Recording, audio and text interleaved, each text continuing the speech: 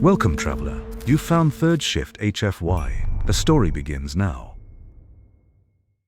The great assembly dome dimmed to a breath of starlight. 1,000 delegates stilled.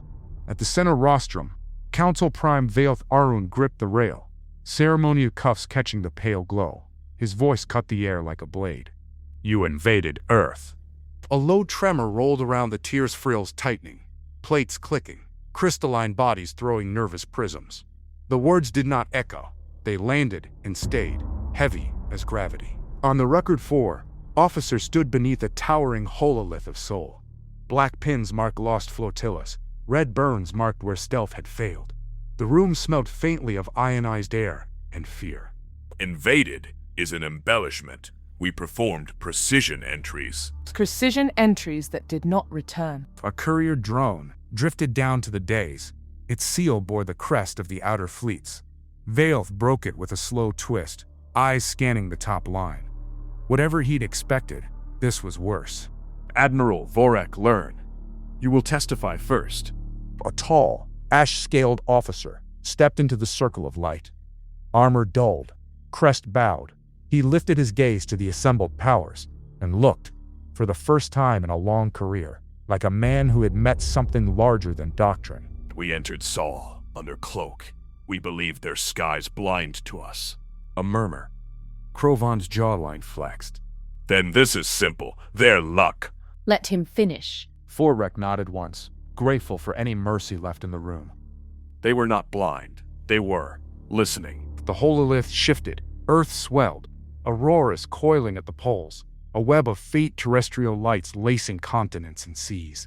Not weapons, not shields. Patterns. Admiral, on the record, begin at first contact. Forwick swallowed, crest plates quivering. Across the tiers, scribes readied styluses. Aides leaned forward. Somewhere high, a crystal bell ticked once like a countdown. Very well. This is how the Dark learned it had been seen. The chamber didn't breathe. The chamber's silence thickened as Admiral Vorak Learn stood in the circle of light. His scaled fists clenched and unclenched. Armor plates scraping softly. He had commanded fleets across 3 sectors, but here, beneath the weight of alien eyes, his voice faltered. We entered Sol under cloak. 37 vessels. The finest stealth flotilla in the Dominion. The hololith shifted, replaying fragments of his log. Shadowed cruisers sliding through the void, their hulls veiled by distortion fields. A hunter's dream. We believed them blind. No species had pierced our cloaks, ever. On the tiers, Krovan's jaws flexed. And yet, here you stand, stripped of a fleet. How? Forrek's eyes darkened, his voice barely above a rasp. They lit their skies. Millions of tiny signals. Radar, LiDAR, radio, even crude telescopes woven together. They used the world itself as a net. Not just machines, people. Thousands watching, listening, sharing. Every pulse we made, every distortion in starlight, they caught it. The hololith showed Earth's night side. Constellations of light cities, observatories, satellites, flaring in sync. Then pinpricks of red as human defenses fired in perfect rhythm. Vorek's voice rose, shaking now. They fired before we could even see them. Missiles, rail shot, beams. Not advanced, not elegant, but endless. Every ship hit. Every cloak peeled back. They turned our shadow into a torch. Gasps rolled through the assembly tiers. They built vigilance into culture, not technology alone. Then your flotilla was sloppy. Forek cut him off, voice cracking. No, we were flawless. They were better. They saw us when no one else could. They killed us with fire, a century old, wielded like it was divine.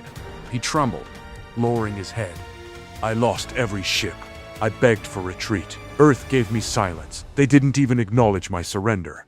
We were already beneath them. The chamber held its breath. Admiral, you claim primitive tools unmade perfection. That claim will be tested. For now, your testimony is entered. Forek stepped back, shadows swallowing him. His shoulders, once proud, sad beneath a truth heavier than any chain. The hololith dimmed. A new witness took the stand. An alien biotechnologist with pale translucent skin stretched over a tall, angular Fran. Her hands trembled as she adjusted the neural filaments draped along her arms. Doctor, the record requires clarity. State your findings. The alien bowed her head, her voice thin and brittle. We designed our vessels to live. They grew with us, healed with us. Their spines were blades, their veins were drives. Nothing should have bent them. She gestured, and the hololith flickered to life, showing a swarm of colossal, organic warships, their hulls rippling with bioluminescent veins, wings like stretched membranes. When the humans captured one, we thought it a miracle of luck. But then they captured another, and another. Gasps rippled through the chamber. Impossible. Our ships are bound to us alone. No outsider could command them. Another hololith shimmered to life. A human woman appeared, white lab coat scorched, hair tied back, face calm. She stood in a cavernous hangar, surrounded by the glowing carcass of a captured bioship. Your vessels are magnificent. They breathe, they adapt, they respond to command impulses. So we gave them new impulses. The chamber erupted with furious shouts. Listen, hear what she says before we dismiss it. The projection zoomed to show neural filaments plugged into the bioship's living hull. Human engineers worked in teams, hands steady, voices low, guiding the vessel as though it were a patient in surgery. Your mistake was believing exclusivity meant invulnerability. Systems are systems, whether silicon or sinew. Once we mapped the pulses, we rewrote them. The ships sing for us now. The hololith shifted again. Alien bioships, once loyal to their masters, now forming into human-led squadrons. They turned their organic cannons outward, firing on their creators. The biotechnologist collapsed to her knees, voice shaking. They did not just steal our weapons. They improved them. Their resistance is cleaner, their response time faster. The chamber buzzed with disbelief and fear. This is fabrication. Humans are parasites, not innovators. You call us parasites. We call it adaptation. That is the difference. You create, we evolve. Her hologram faded, leaving silence. Doctor, your testimony is entered. The record grows darker. The assembly sat in stunned quiet, the image of bioships firing on their own masters etched into their minds. The assembly dome felt smaller with every testimony. The hololith dimmed, and into the circle stepped the commander wrapped in charred armor. His crest was cracked, eyes hollow. His name carried weight once. Now it was a burden. State your name and account for the record. The officer raised his head, voice trembling with humiliation. Commander Tehran Vor of the Iron Claw Armada. We deployed 142 warships to Earth's orbit. The chamber stirred. That number was a hammer in itself. Krovan leaned forward, seizing on it. Then explain why you alone stand here. Vor's gaze burned with something close to shame, but his words hit harder than any blade. 'Cause they learned us faster than we could learn them. The hololith surged, showing the armada in formation, a wall of steel and fire blotting out Earth's stars. Then, like sparks on oil, Earth's defenses ignited. Missile swarms, hidden railguns, orbital platforms camouflaged as civilian satellites, all firing in ruthless coordinated arcs. They turned satellites into weapons, cargo haulers into kinetic spears, civilian stations into traps. Every ship of ours destroyed by something they had no right to wield. The chamber erupted in chaos. Delegates shouted, frills raised, crystalline bodies pulsing with agitation. They turned necessity into power. That is their way. Vor staggered forward, pounding his fist against the rail as the hololith replayed the fleet's destruction. I saw cruisers fall to orbital mines laid in hours. Battleships crippled by swarms of drones built from scrap. We were crushed not by superiority, but by speed, by will, by fury harnessed. The hololith froze on a final image. The wreckage of the Iron Claw Armada burning in orbit. Earth still whole beneath. Exaggeration. This is theater. A new voice cut him down. Veoth Aruns, colder than stone. And yet the wreckage circles Earth still. Theater does not leave ashes. Silence followed. For the first time, even Krovan had no words. The chamber air was brittle, thin. No delegate dared move. The hololith of burning fleets faded, leaving only darkness in the dome. Then the doors opened. Bootsteps echoed, slow, certain. A figure stepped into the circle of light. Human, tall, uniform simple, and unadorned. His posture relaxed, as though he stood among equals, not enemies. His eyes scanned the tiers with unnerving calm. Identify yourself. The man inclined his head slightly. Commander Elias Ree, United Earth Defense. Here, to clarify the record. A ripple of voices hissed through the assembly. Guards twitched toward weapons, but Ree's presence stopped them cold. He wasn't threatening. He wasn't grandstanding. He was simply certain. You presume to stand here after slaughtering fleets. Ree's gaze fell on him, sharp and surgical. You invaded Earth. We warned you. You did not listen.